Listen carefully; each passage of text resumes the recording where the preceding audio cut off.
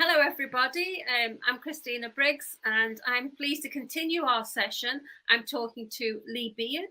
He's a Regional Director of Bouygues Energy Services UK. Hello Lee. Hi Christina, how are you? I'm very well indeed, thank you. I think just to set the scene, I think our audience would like to know a little bit about you, what you do, what your company does, so we can set the scene of where our conversation's coming from, what kind of organisation you are. Sure, no problem. So Bouygues is a large global family-run business with a fairly strong corporate culture.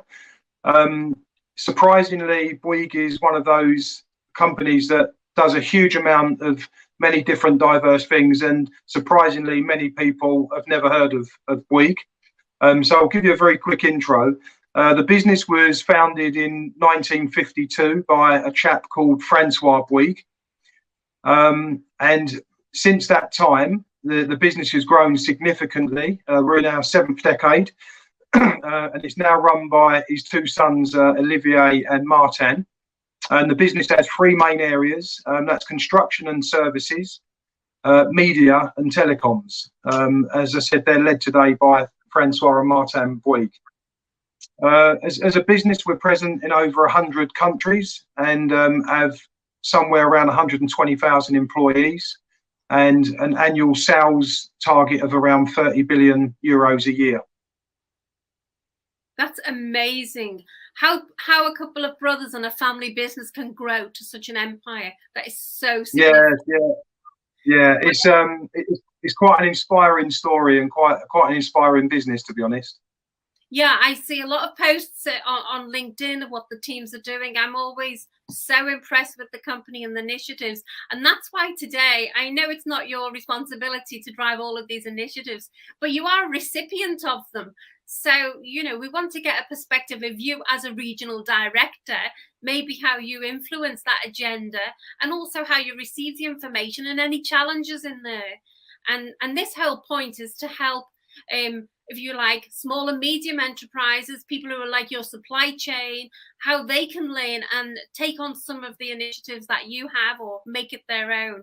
So first of all, Lee, I wanted to start with something that's really significant, that's on the mind of everybody, and that's climate change. So I'd like to know how you balance being commercial and also responding to climate change. What challenges do you have in that space, and how does we go about it? Yeah, I guess for us we're quite fortunate, because if you go back in history, construction has probably been a significant negative contributor to environment and sustainability and the use of materials, etc. And I think over the years, the companies that lead well and do well and will succeed have really taken on board and recognised that there's a real serious, genuine corporate responsibility that has to be understood and almost led from the front now, in terms of what do we do as an organisation that's involved in heavy construction. There's always going to be a need for it. As humans on the planet, people need the things to be re-landscaped. We need homes, we need buildings, we need schools, we need hospitals. So it's something that's always going to be a need for us, but what can we do to be more responsible? And I think that large construction companies like Bouygues, and they're not alone, the industry is much more proactive now in terms of what can it do to reduce its impact. But it has to have, I guess, at the heart of its vision and its mission, a real eye and a real hand on what are we going to do to contribute positively to the environment, how are we going to reduce our carbon impact, and what are we going to do to make the environment much stronger and healthier in the future. And thankfully for us, one of our core visions is decarbonisation. And there's a clue in the title, because the division I work for is Bouygues Energies and Services.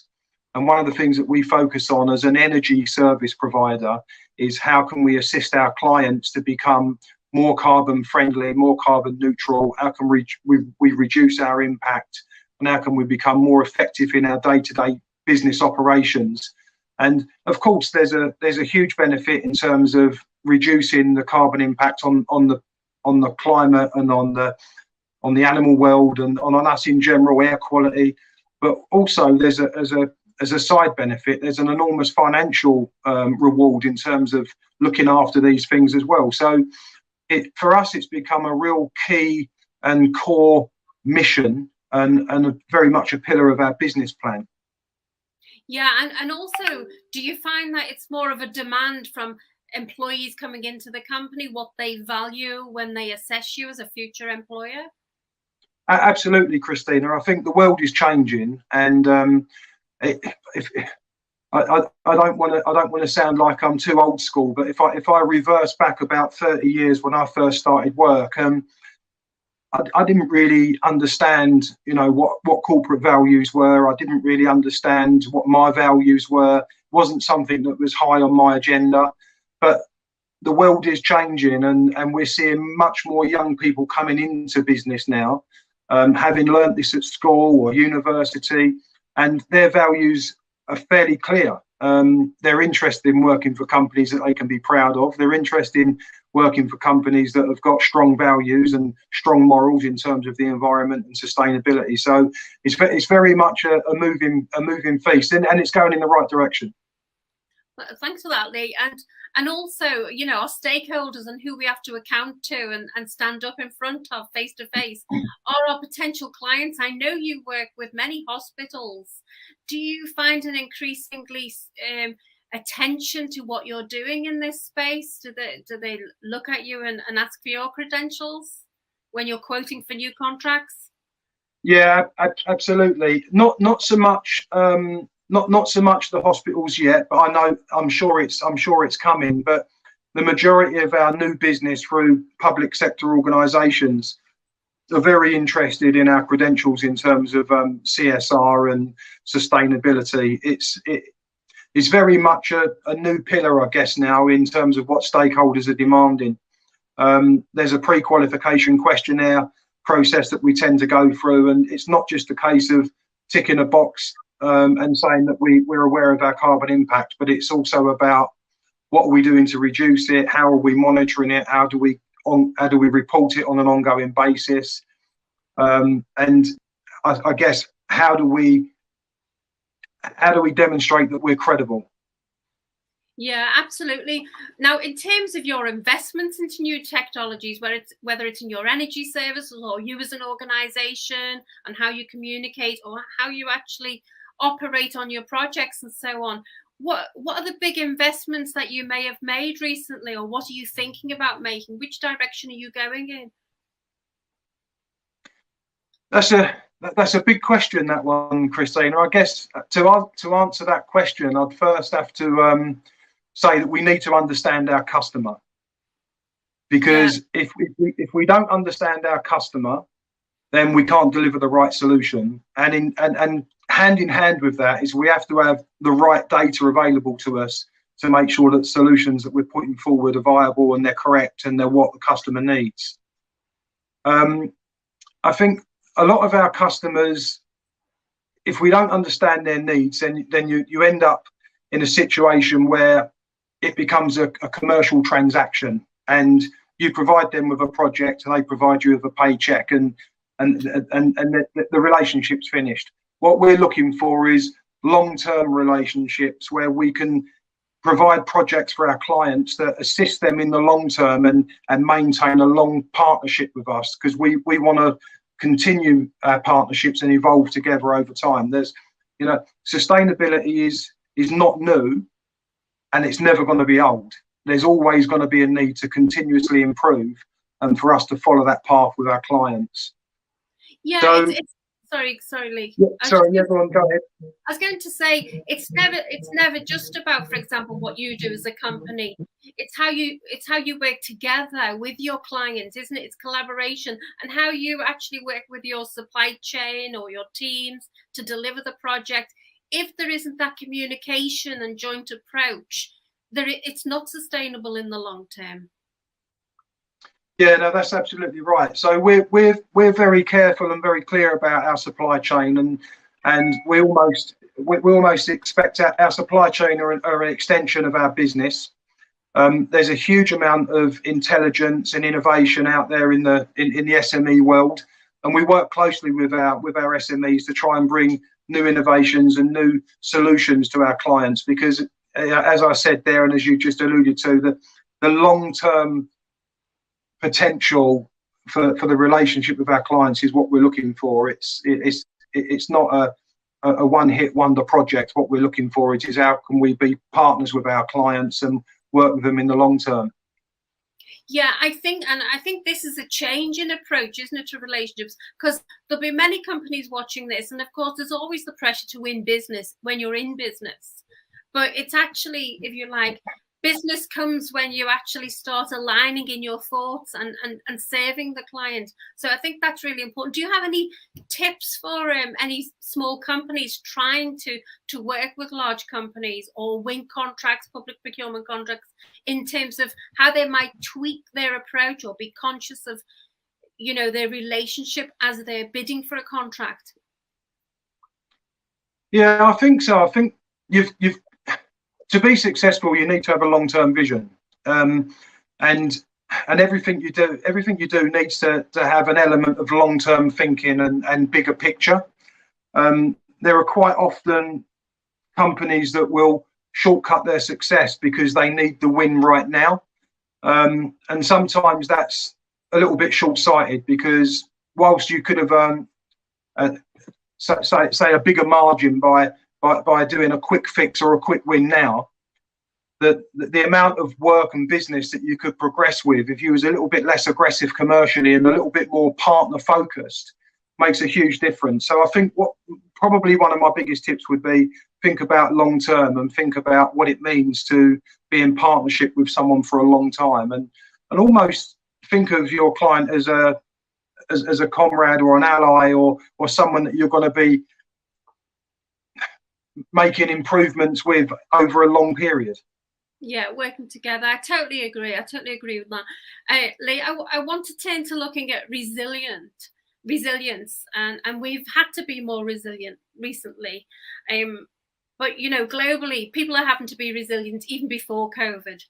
But for the likes of us, it's become more in the forefront since COVID, because there's been so much going on, people having challenges outside of the workplace, vulnerabilities in the workplace. Have there been any discussions at this level, at an industry level, about this subject and how it can be addressed, and what are you guys doing in that space? Well, I think it's a real key point, Christina, because there's a lot of focus at the moment on innovation and efficiency.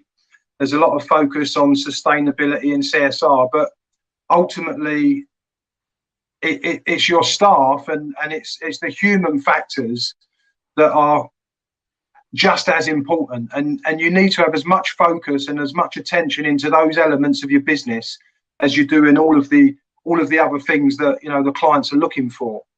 I mean, if I give you an example, I mean, I've been in the workplace now for around just over 30 years, and I've always been in a role where health and safety has been important. But if I go back a few years, the word health kind of got lost, and everybody went straight to safety, and everyone would talk about accidents, injuries, prevention, hazards, near misses, process, risk assessment. And if you ever stop to think about health a few years ago, then maybe you might associate that with work-related illness such as COSH, control of substances, or making sure you're not exposing people to asbestos, or making sure that you've got certain practices in place that preserve health or prevent people's hearing loss. And it's only really in the last probably 4 or 5 years or so where actually there's been a real shift change in what health actually means. And it's really nice to see that that's much more centered around people now, not just about physical harm and injury, but also about almost about their emotion, almost about their mental well-being, almost about where they fit in the organisation, how they feel in the organisation. One of the things that we do every year is we have a week-long safety week campaign. I mean, safety is something that's important to us, and it's top of our agenda at all times. But one of the things that we try to do every single year is have a week-long health and safety week. And the last couple of years have centered very, very heavily around resilience and around caring for people and well-being and management of stress and making sure people have got the right support. So yeah, I think you're right, Christina. There's been a big change recently, and we have to be more resilient. And I think we're only going to be more resilient if we understand what the issues are. Yeah, absolutely. And I think I was curious because you said how many employees you have all over the world. How do you reach those people? Do you have any structures or mechanisms to finding out how people are? You know, whether they have issues, whether they're struggling. Do you have anything formally in place or is it really about training their supervisors to look out for things and to do the right things? Is there an approach at the moment or any thoughts around how we look after the workforce? Yeah, no, there is. And I'm sure that globally across the whole of the Bouygues business, the standards are the same. There's a very well-known process within Bouygues that talks about minimum standards for construction sites, etc., making sure that people have got the right facilities. But talking a little bit more locally in the UK, one of the things that we've got as part of our UK operations with Bouygues is we've got a phenomenal network that's been set up to focus on some of these key areas for us. We've got one that's called We Link, which specialises as a network for women in business, and it's about giving them support, mentoring, coaching, opportunities, training, bringing in external speakers to give, I suppose, what's the word I'm looking for? Inspiration, yeah, inspiration, yeah. We've also got trained mental health first aiders as well within the business. We've got over 100 in our FM business. We've also got a network set up called Diversity and Inclusion, and we've got people that are trained up as what we call FIR ambassadors. And what FIR stands for is fairness, inclusion, and respect. And it's a little bit like teaching people allyship and looking out for each other and recognizing when someone needs help. And one of the things that the business also has as well, which I think is fantastic, is they have a system called Safe Call, where any person anywhere within the business, if they feel that they're being not treated right or they've got an issue or a concern, they can dial that number perfectly confidentially, and it will be investigated and taken seriously. So I think that the business does a huge amount. In fact, almost too much to list. It does more than than I'm even aware of, to be honest. There's so much. I think they're brilliant examples. I think that's really important. I knew you guys would be doing something in that space, but it really is important now. And you know, I like the example about fairness. I think that is something that's most important to everyone. That crosses the whole globe and every individual. If you think something's not fair, it's so upsetting. And I think fairness, and in a business level, it boils down to equal opportunities, doesn't it? Opportunity for promotion, absolutely. Opportunity to have your voice at the table, you know, and that's where we have the inclusion. Absolutely. People who've got great things to add, but they feel a bit shy to pulling people in, putting a spotlight on their achievements. So, you know, I think that fairness, it's such a simple word, but it's so important to get right. Yeah, absolutely. And that brings me to my next question. I always ask you about this because I love the program, because you've told me about it and you know what it is. It's how you capture the ideas. You know, I was totally amazed because we knew now with that number of employees in your company, that brain power focused on improvements, whether it's customer experience, the way the company is run, employee experience. you've got a system of capturing the ideas from your workforce, and it's inclusive, isn't it? Do you want to tell us how it works or what it is? Yeah, absolutely. So I guess it's our innovation platform, and I guess if I start from the beginning, I can't take any credit for it. But I was invited to a corporate conference in France, and it was the idea of our CEO at the time, and he put together a 5-year plan, and it was called Bouygues 2020. And the idea, this was back in 2015, 2016 when it was being developed. And the idea is that he wanted to shift us from a organisation that was hierarchical and less inclusive and much more collaborative and much more working together, breaking down silos, and really looking at what we could do to continuously improve our operations. And I think one of the biggest successes of that program was what we called the Makers program. And just in very simple terms, anybody in the business can be a maker. And the maker essentially means someone that comes up with an idea and is able to make that idea come to life, get support, and then try it out. And it didn't matter, Christina, whether the idea was good or bad, whether it worked or whether it didn't. It was all about creating an environment where people wanted to innovate, wanted to try, wanted to come forward and just have a go at doing something for the good of the business or for the good of the employees. Because the other good thing about it as well is that in order for it to qualify as a good idea or an innovation, all it had to do was improve something. It didn't matter whether it was improve the customer experience, the business efficiency, the employee experience. It was something that added value. So the way that the business structured this was, first of all, it said it wanted people to come forward. So it was a very inclusive program. So it was almost permission from the business to go create. And then in order to try and capture that, a process was put in place, and there was some training, and they set out a number of processes. So you had people could become champions. So you would become almost a maker champion. And then we had a process to follow to support people that had ideas. And then we had platforms to communicate those. And then ultimately, any idea that went through, we use an app. They was assigned with a champion. They went through what we call a business canvas model, where you sit down and you map out the idea. What's the problem? What's the solution you're bringing? What budget do you need? Is it scalable?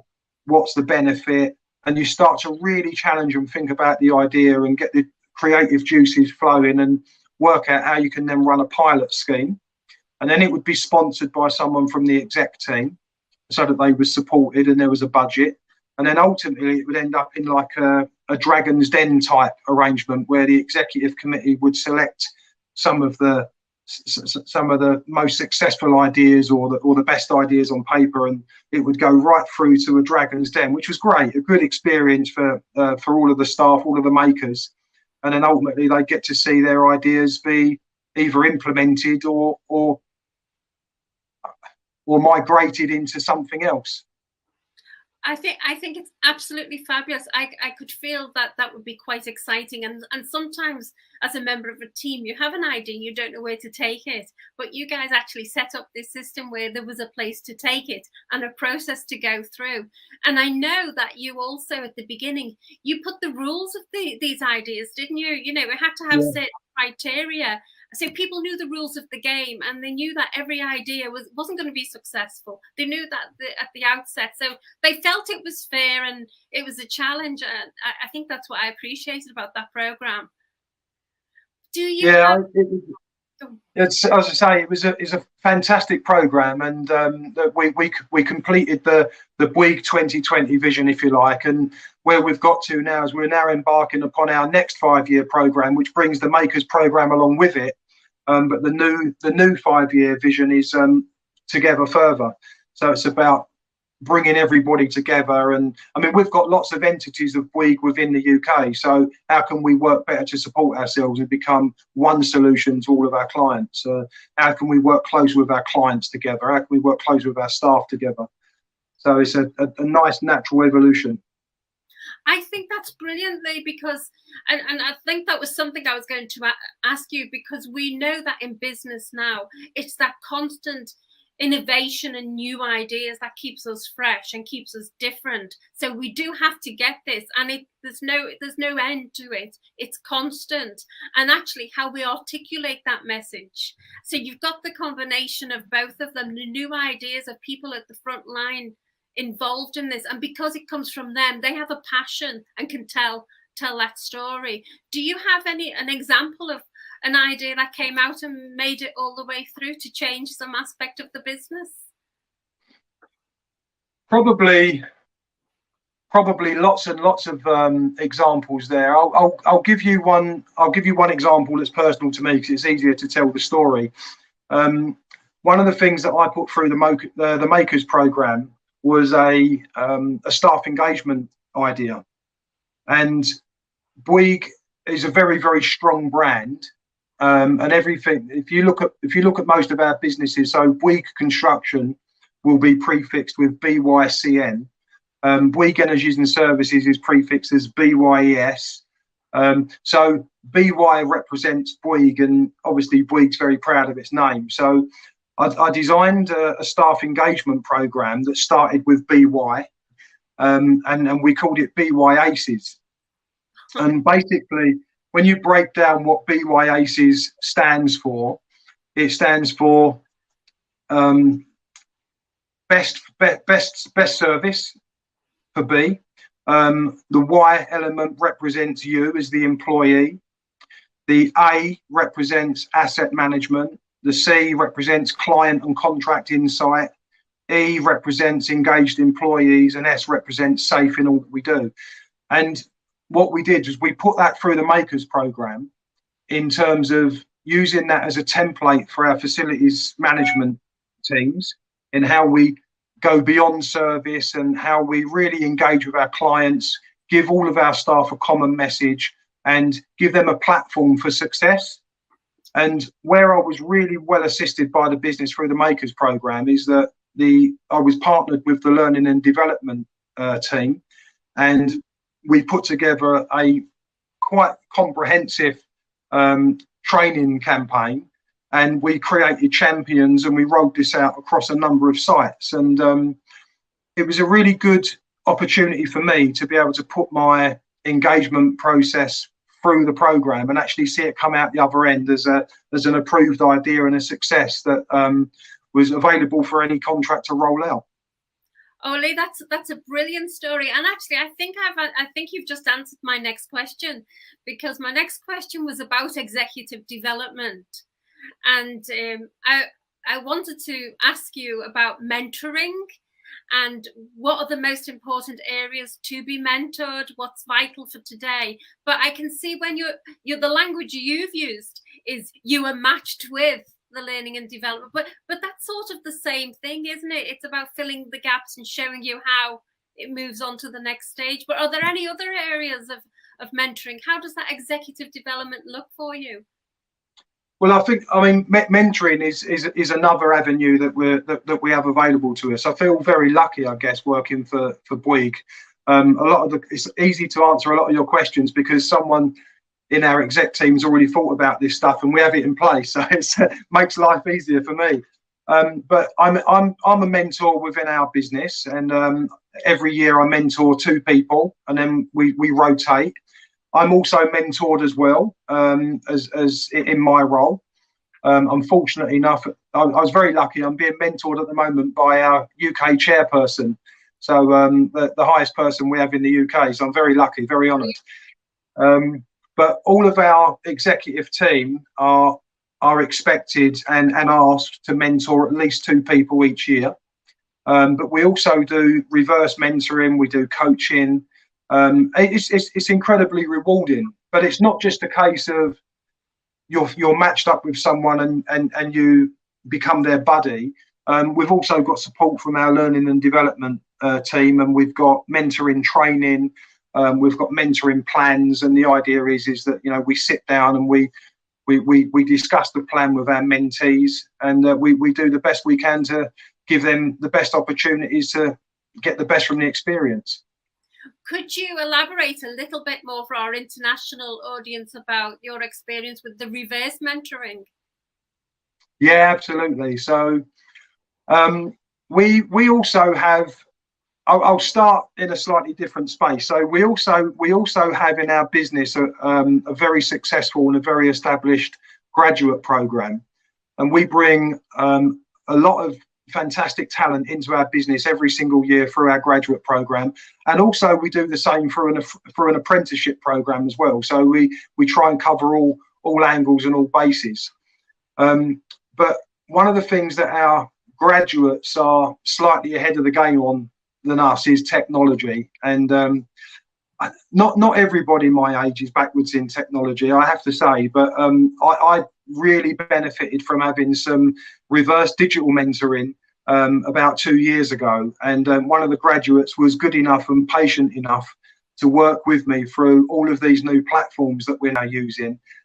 So things like Yammer, things like Teams, Office 365, cloud, all of the things that were new to us. And I think under normal circumstances, most businesses would have had 2, 3, 4 year plans in terms of how they're going to address digital transformation.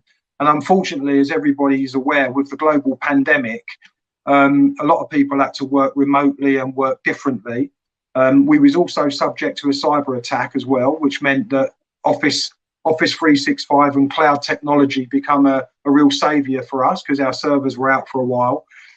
So we had a real baptism of fire in terms of how quickly can we get up to speed with our digital transformation.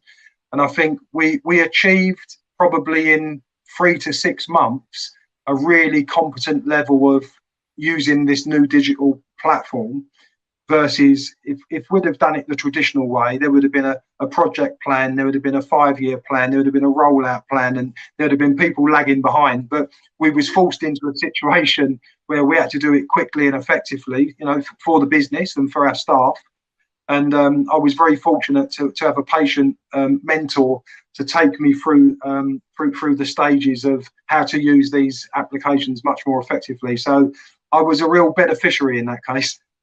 I think that's fabulous, and I think that with that story, that applies to so many people.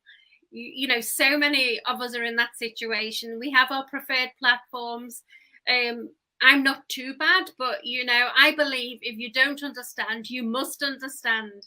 And absolutely. And I know there'll be a lot of people listening to this. They're probably leading organizations. They're probably own organizations. And they know that they'll be struggling with certain platforms, and they think, oh, what do I do? But I think that's get a mentor, whether it's from a local college or university, bring somebody in, because not everyone's got a huge organization like Bouygues. We haven't all got an intake of graduates or apprentices coming in. So it's about just letting, if you don't know, find out, get somebody in to show you. There's no substitute. And you're right, we've all have to become familiar. I think, as Rohit Talwar said to us, it has to become intimate, so it's second nature for us to use these technologies. Absolutely agree. And I think the thing is as well, one of the other real key movements going forward is data.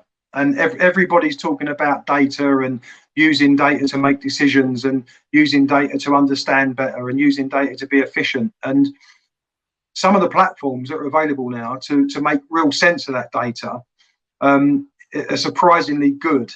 And unless you're aware of these systems, and unless you've got access to these systems and you can use them, you're potentially missing out on some really, really good benefits. And just by working, there's another system, I'm sure many of the viewers will be aware of, Power BI.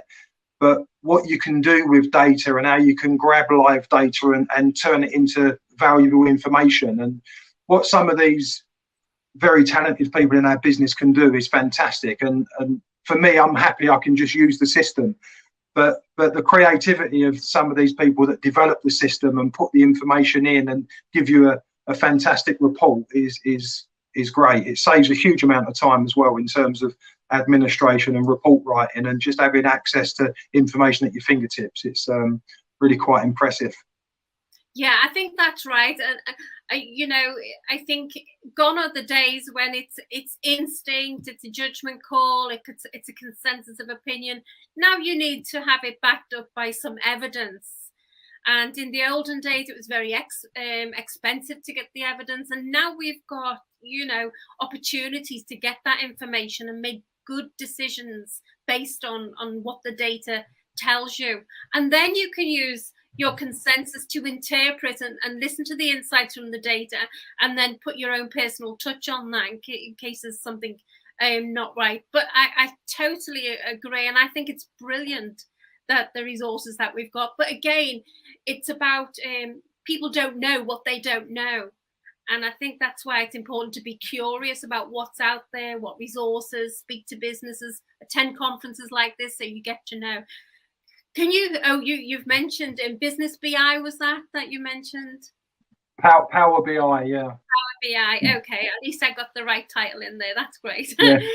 So I wanted to talk about this month. I know you've had a big focus on diversity and inclusion, and there's been a big campaign in the company. Has there been any big impact from your perspective point of view? Did you have any realizations or anything different that you thought, oh yeah, that would be useful to keep mindful of? Yeah, I think so, Christina. I think on reflection, when the business suggested that there was going to be a diversity and inclusion week, it was okay, great. That's a really good thing to do. How's it going to work? And I think that there was some initial disappointment from the business that we wasn't able to get lots of people together in a room and do presentations in person and shake people's hands and see people face to face. But obviously, given the current situation around the pandemic, etc., not a wise move.